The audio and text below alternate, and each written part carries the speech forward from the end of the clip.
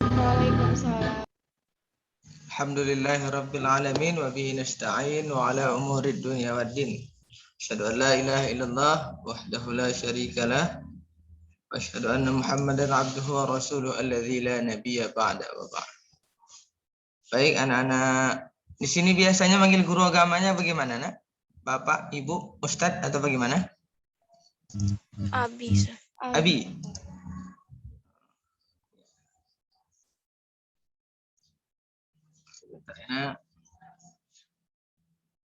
Perkenalkan, nama Ustadz Ulil Amri Simangunsong. Alhamdulillah baru saja bergabung dengan SMA Setia Foundation.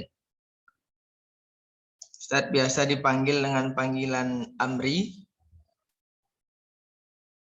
Dan alhamdulillah hari ini saya akan perdana live teaching di depan kalian. Tapi Ustadz belum tahu nih yang mana-mana orangnya.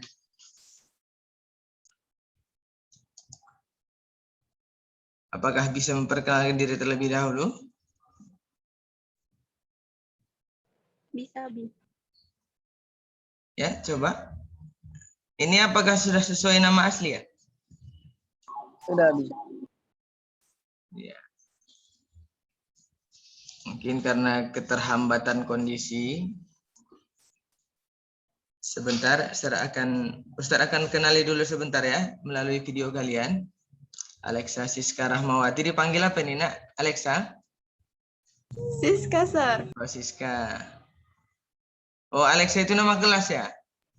Iya, Abi. Iya, Bi. Ini Khairil Ya, Mustaqim Sinaga.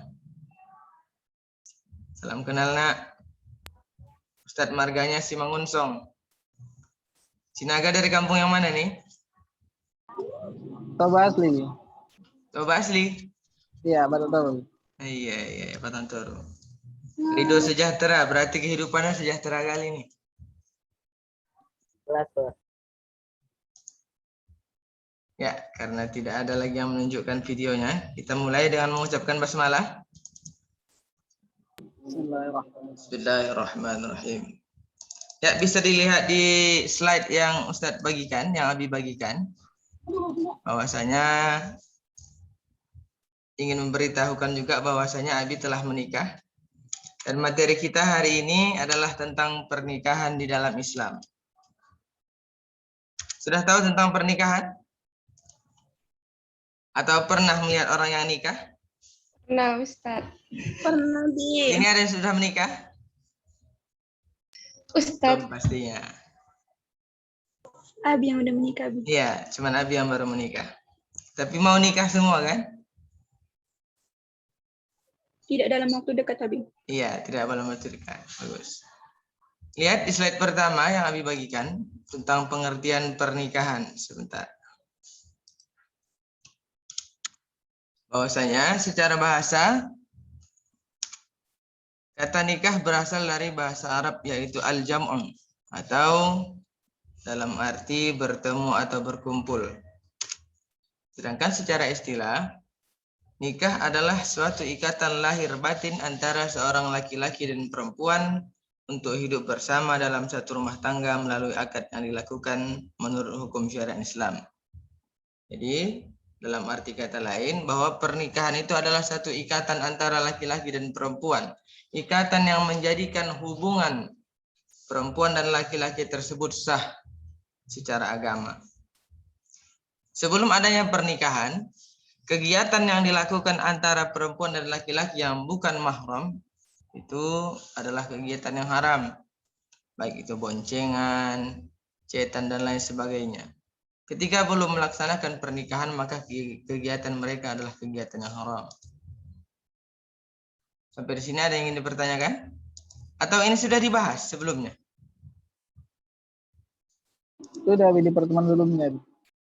Bagaimana, Nak? Di pertemuan sebelumnya sudah, Abi. Oh, belum disampaikan kepada Abi ini. Karena Abi juga baru masuk 2 hari yang lalu. Ketentuan hukum pernikahan sudah disampaikan?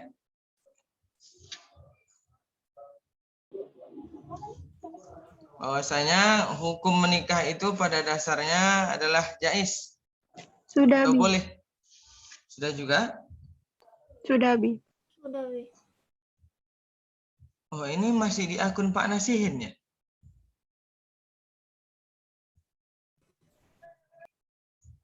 Ya, komunikah sudah. Kita lanjutkan. Tujuan pernikahan sudah?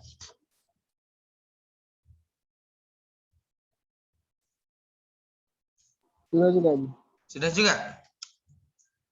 Duh, ternyata Ustadz salah materi kayaknya ini. Tapi tidak apa-apa, karena mungkin ini yang diberikan kepada Ustadz akan lanjutkan. Yang pertama, tujuan pernikahan itu adalah memperoleh kebahagiaan dan ketenangan dalam hidup. Oleh karena itu, setiap pasangan yang menginginkan kebahagiaan dalam perjalanan hidup mereka, maka yang harus dilakukan adalah pernikahan.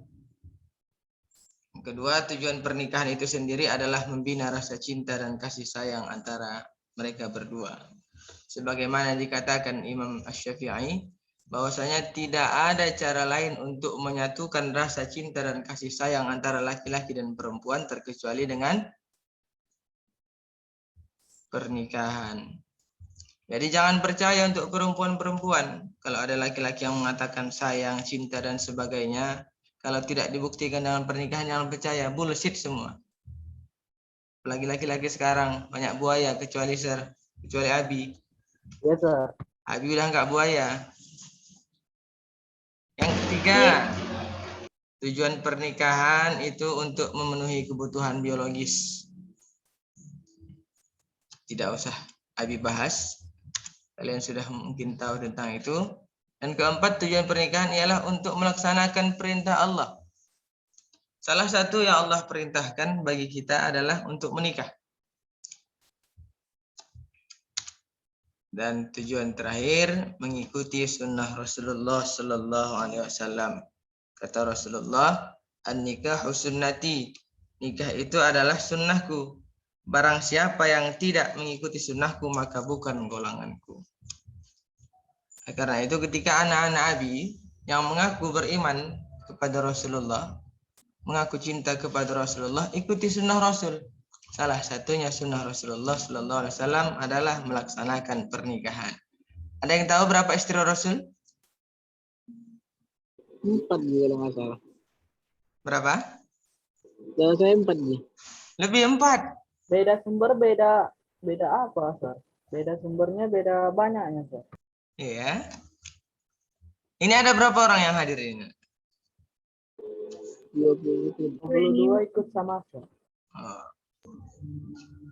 13, Ustadz. 13. Ya. Tujuan terakhir dalam pernikahan yaitu untuk memperoleh keturunan yang sah. Tentunya seseorang itu pasti menginginkan yang namanya keturunan untuk meneruskan kelangsungan hartanya atau meneruskan pekerjaannya, meneruskan warisannya, dibutuhkan seorang anak. Dan untuk memperoleh keturunan atau anak yang sah itu tidak lain dan tidak bukan harus melalui proses pernikahan. Karena yang namanya anak yang hadir atau anak yang datang dari proses tidak dalam pernikahan, maka anaknya tidak anak sah. Status anak sah tidak bisa mendapatkan harta waris, tidak bisa diwalikan oleh ayahnya ketika ia menikah. Berat nih sanksinya. Oleh karena itu, kayak yang dibilang iklan minyak angin, buat anak jangan coba-coba. Tidak boleh.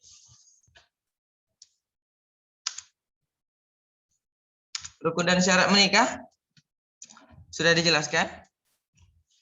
Belum, Bi. Belum? Bi, baru masuk sini, Bi. Oke. Belum.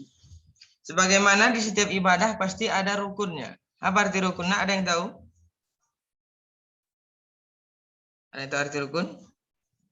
Rangkaian yang wajib diikuti.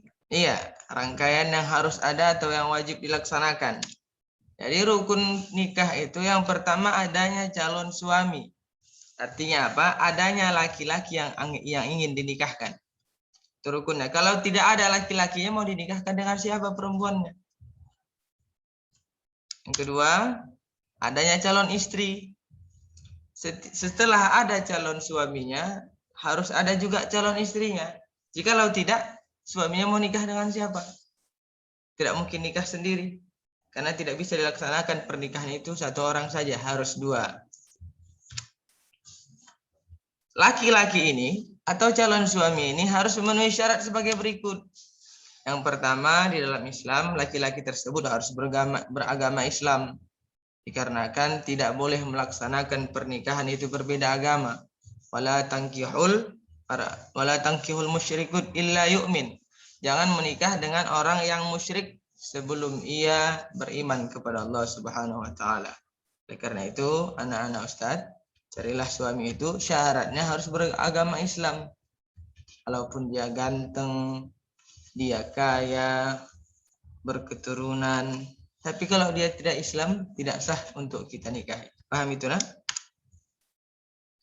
Yang kedua, seorang laki-laki yang ingin dinikahkan tadi harus dengan kehendak sendiri, bukan karena paksaan. Itu syaratnya.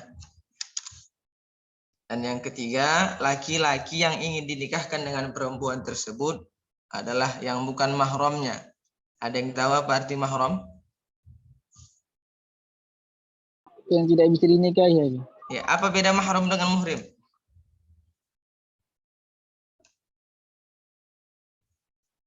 Ada nggak perbedaan mahram dengan muhrim? Orang sekarang kan kalau ngomong, kalau mau salaman, maaf, bukan muhrim. Nah, ayo, apa bedanya mahram dengan muhrim? Muhrim itu bukannya salah satu di adik haji, Abi? Muhrim itu. Gimana? Orang yang namanya saat haji bukan, Bi? Iya, muhrim itu adalah sebutan untuk orang yang melaksanakan haji. Pelaksanaan haji itu kan disebut dengan ihram. Dan orang yang melaksanakan haji itu disebut dengan muhrim. Tetapi pada pelaksanaannya orang sekarang salah mengatakan. Ketika ingin salaman dengan laki-laki, dia mengatakan, mohon maaf, bukan muhrim. Ya memang bukan muhrim. Kan nggak sedang melaksanakan haji. Penyebutan sebenarnya adalah mahram. Mahram itu adalah perempuan-perempuan atau wanita yang haram kita nikahi. Ada berapa saja perempuan yang haram kita nikahi? Nah?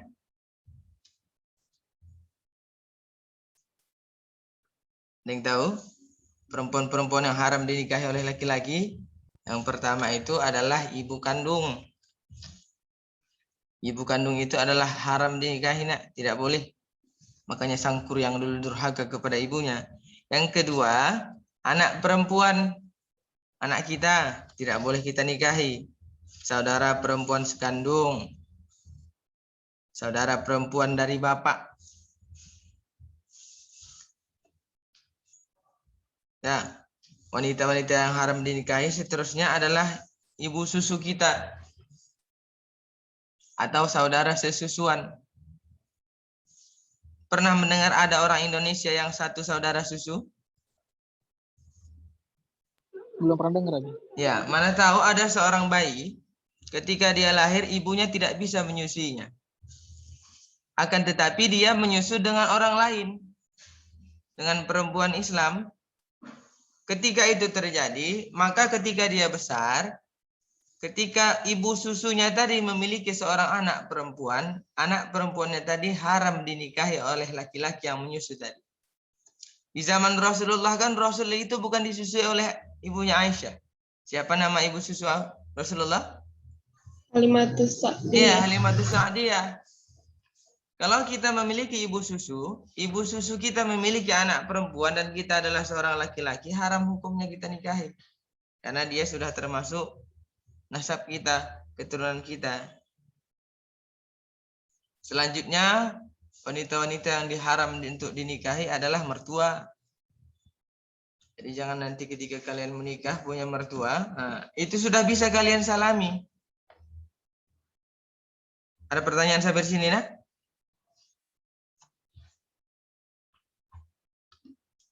Ya, itu adalah tadi rukun dan syarat seorang calon suami.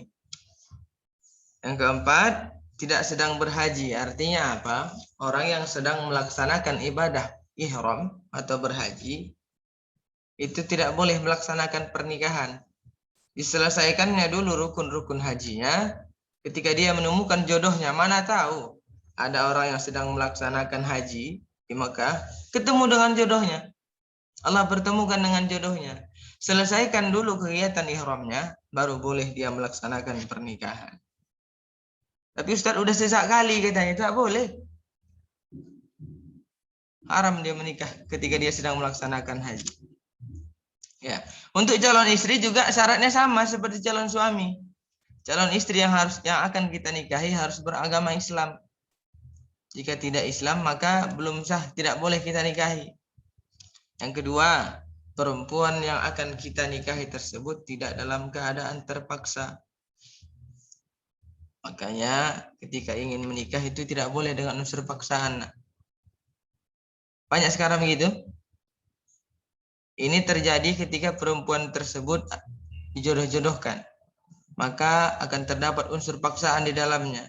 Ketika itu terjadi, makanya itu akan menentang rukun dan syarat pernikahan. Tiga, syarat calon istri tersebut tentunya juga bukan perempuan yang haram dinikahi. Selain yang Ustadz katakan tadi, perempuan-perempuan yang lain dari yang Ustadz katakan tadi itu semuanya boleh dinikahi. Jadi kalau sepupu boleh nggak dinikahi kira-kira? Tergantung Abi dari mana di keturunannya Abi. Kalau misalnya sepupu dari ayah dia nggak boleh, tapi kalau misalnya sepupu dari ibu boleh. Iya. Tapi kalau kita lihat keterangan dalam surah Ali Imran, sepupu itu halal dinikahi. Dan dalam Al-Quran tidak dijelaskan sepupu ayah dari ayah atau dari ibu. Tetapi dalam usul fikih ada namanya al-adatul muhakkamah. Sesuatu kebiasaan itu menjadi pertimbangan. Dalam kebiasaan kita itu haram menikahi sepupu dari ayah.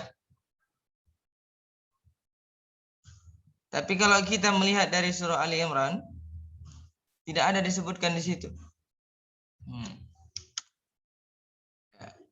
Syarat calon istri yang keempat tidak bersuami. Artinya apa? Orang yang bersuami tidak boleh kita nikahi. Terkecuali perempuan tersebut sudah bercerai dengan suami pertamanya. Itu pun kita tunggu dulu masa iddahnya. Tahu tentang masa iddah? Ya, nanti di slide selanjutnya akan Ustaz pertunjukkan. Ya, ini dia. Tidak dalam masa iddah. Dan selanjutnya syarat perempuan yang kita nikah itu harus tidak sedang dalam keadaan berhaji. Seperti yang Ustaz katakan tadi, perempuan atau laki-laki yang sedang berihram tidak boleh melaksanakan yang namanya pernikahan. Sampai di sini ada pertanyaan, Nak. Mohon maaf kalau Ustaz agak canggung karena Ustaz baru pertama mengajar melalui Zoom meeting ini. Sebelumnya Ustaz mengajar di pesantren dan itu melaksanakan tatap muka. Jadi ini Ustadz agak kaku karena yang dihadapi hanya kamera. Orangnya tidak nampak. Dengar suara Ustadz? Dengar, Bi. Ya, Abi aja ya. Oke. Ya, rukun selanjutnya dalam pernikahan itu adanya wali. Wali itu adalah orang yang menikahkan. Wali nikah itu terbagi dalam dua. Ada namanya wali nasab, ada namanya wali hakim. Wali nasab itu seperti ayah kandung. Oleh karena itu ayah tiri tidak sah menjadi wali nikah ya.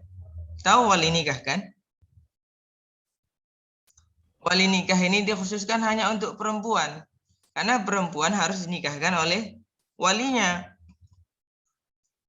Wali itu tidak hanya semata-mata ayah. Karena kalau walinya hanya ayah, kalau ayahnya meninggal bagaimana? Apakah dia tidak menikah? Tidak mungkin. Oleh karena itu, perempuan itu memiliki tingkatan-tingkatan wali. Wali yang pertama ada ayah.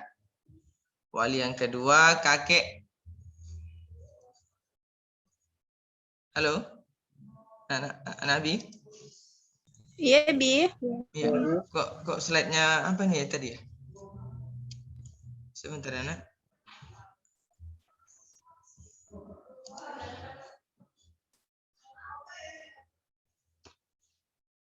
Sebentar ya. Ya, kok setiap saya gerakkan slide-nya berubah?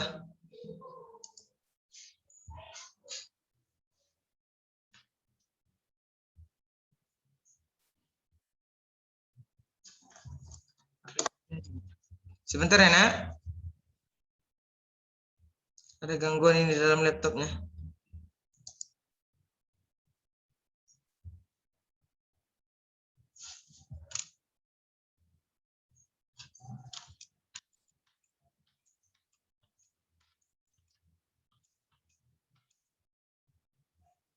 Ya, wali pertama tadi apa saja?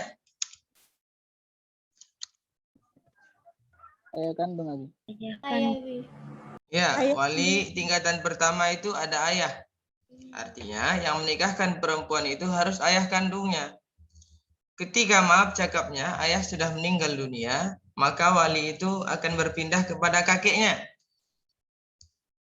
Andai kata kakeknya juga sudah meninggal, maka boleh abang ayahnya. Atau abang ayahnya dalam keadaan jarak yang sangat jauh, adik ayahnya boleh. Atau tidak ada juga abangnya atau adiknya yang laki-laki. Dan juga tidak ada juga yang yang Abi sebutkan tadi, maka wali itu boleh berpindah ke wali hakim, yaitu salah seorang yang diangkat oleh kepala negara atau kepala daerah, atau dengan kata lain orang yang bertugas di KUA. Itulah yang boleh menikahkan si perempuan. Tapi dengan syarat wali-wali nasabnya tadi dalam keadaan jauh atau tidak ada. Mana tahu nih di Aceh kayak kemarin yang ada tsunami, kan semuanya meninggal tuh. Adalah perempuan satu orang yang hidup dan dia telah memasuki usia untuk menikah, tetapi walinya sudah meninggal semua. Maka dalam keadaan seperti ini perempuan tersebut boleh dinikahkan oleh wali hakim. Ada pertanyaan nak sampai di sini? Tidak ada. Ya, kita lanjut. Rukun dan syarat nikah yang selanjutnya adalah adanya dua orang saksi. Makanya dalam proses pernikahan itu harus ada yang menyaksikan. Dan saksi itu harus adil orangnya. Ini nanti bisa dilihatkan. Wali tersebut harus Islam, baligh, berakal. Mana tahu adanya seorang perempuan yang masuk Islam, tetapi ayahnya, kakeknya, bapak ayahnya, adik ayahnya belum masuk Islam. Boleh nggak ayahnya menikahkan perempuan tadi?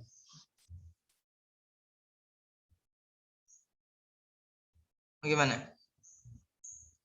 Ketika seorang perempuan, ada satu orang perempuan yang masuk Islam, tetapi keluarganya belum masuk Islam. Ketika ia menikah, bolehkah ayahnya yang menikahkan dia? Nggak boleh. Tidak boleh.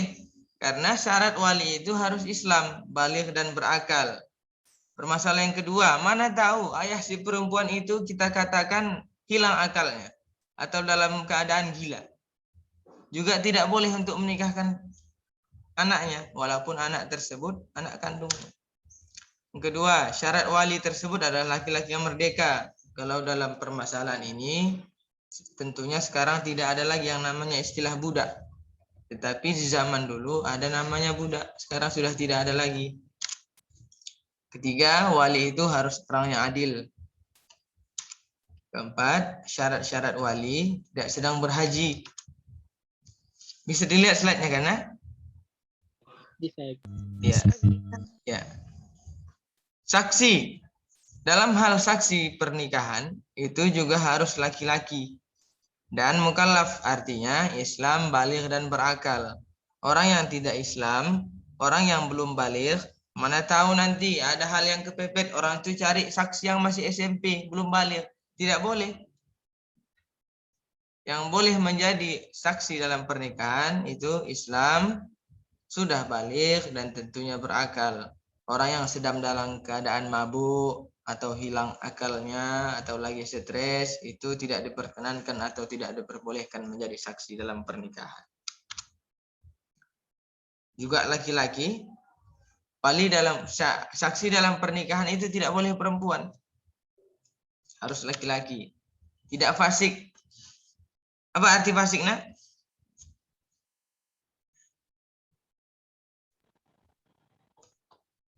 Halo? Tidak mengerti. Apa arti fasik? Ada yang tahu? Fasik itu orang yang secara sadar, orang yang terang-terangan melakukan maksiat kepada Allah Subhanahu wa taala. Itu fasik. Fasik itu orangnya dia tahu itu perbuatan salah. Dia mengerti itu perbuatan yang melanggar aturan, tetapi tetap dia kerjakan. Itu namanya fasik. Makanya kata Allah dalam Al-Quran, "Wa ma yudhillu bihi illal fasiqin." Yang Allah sesatkan itu ialah orang-orang yang fasik. Allah benci sekali dengan orang yang fasik. Wa ammal ladzina fasaqu fa ma'wahumun nar. Orang-orang fasik itu tempatnya sudah pasti di neraka. Kullama aradu ay yakhruju minha u'idu fiha wa qila lahum. Saat orang-orang fasik itu masuk neraka, ketika mereka ingin memanjat dinding neraka, di dinding neraka tersebut berdiri seorang malaikat yang akan menginjakkan tangan mereka. Oleh karena itu, orang-orang fasik tersebut sangat dibenci oleh Allah Subhanahu wa taala. Jadi dalam permasalahan pernikahan, saksi nikah tidak boleh orang yang fasik. Kita bisa lihat kalau orang dalam kesehariannya dia adalah orang yang mengerti tentang hukum, dia tahu, dia sadar akan kesalahan yang dibuat, dia tidak diperkenankan untuk menjadi saksi dalam pernikahan. Yang keempat, syarat saksi nikah ini adalah hadir dalam akad nikah. Jadi tidak boleh saksi nikah itu virtual. Pengantinnya di masjid, saksi nikahnya di kamar, pakai Zoom aja, tidak boleh. Saksi nikah itu harus hadir dalam proses pernikahan. Ketika tidak hadir, maka nikahnya tidak sah. Yang kelima, rukun pernikahan itu adanya ijab dan qabul. Ada yang pernah menyaksikan ijab qabul pernikahan? Saya Bi. Iya, pernah. Bagaimana? Siapa yang waktu itu disaksikan menikahnya? Abang saya Bi. Abang, iya. Dalam ijab dan qabul itu adanya ijab serah terima dari wali.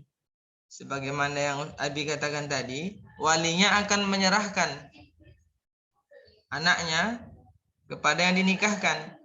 Dan biasanya kata-kata ijab itu identik dengan saya nikahkan anakku atau cucuku atau keponakanku. Dan dia menyerahkan ucapan itu kepada si laki-laki yang ingin menikah dengan anaknya. Contoh, misalkan tadi ada namanya Khairul ya. Iya, Bi. Iya, Khairil ya, bukan Khairul, Khairil. Khairil lagi. Khairil. Misalkan Abi punya anak gadis tapi belum punya. Hai Khairil, saya nikahkan kepadamu anakku dengan mahar seperangkat alat sholat. Itu namanya Ijab. ijab. Sementara qabulnya yang dilapaskan oleh si Calon suami. iya, calon suami. Dan suaminya akan mengatakan apa yang dia katakan dalam qabulnya? Aku terima. Iya. Terima. Iya, perempuan yang jago di dalam bahasa pernikahan.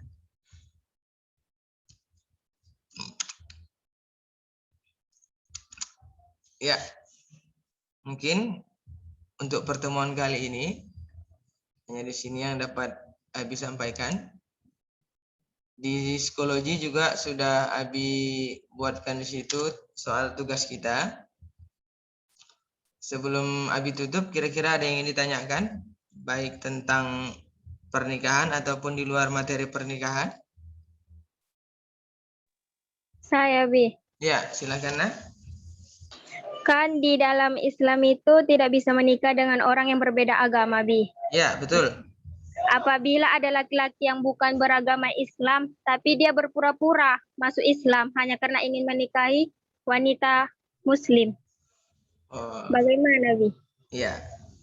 Jikalau kasus seperti itu terjadi, ada seorang laki-laki yang berpura-pura, tapi kalau dalam prosesnya, pura-puranya itu hanya dalam niatnya. Kemungkinan begini, ada laki-laki yang ingin nikah, tetapi dia musyrik. Di Indonesia, syaratnya harus laki-laki tersebut masuk ke dalam Islam. Oke, karena dia pura-pura dan ingin menikah, dia masuk ke dalam Islam. Ketika itu terjadi, nikahnya akan sah. Tetapi ketika laki-laki tersebut nanti mengingkari janjinya, maka pernikahan tersebut tergolong ke dalam pernikahan yang fasakh. pernikahannya bisa saja batal kalau istrinya tidak setuju atau tidak ridho. Karena dalam perjanjian pernikahan itu kan dia sudah Islam. Tetapi setelah menikah yang terjadi dia mengkhianati janjinya dan dia masuk lagi ke agamanya. Dia tidak mau meneruskan agama Islamnya. Maka pernikahannya bisa dihitung fasakh, batal. Bisa dibatalkan pernikahannya oleh si perempuan. Caranya bagaimana, Bi?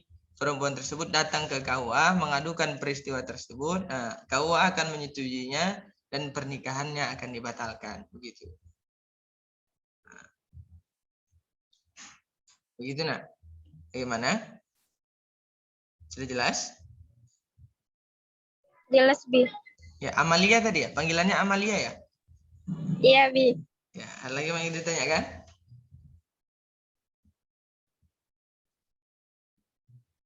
Yang lain bagaimana, nak?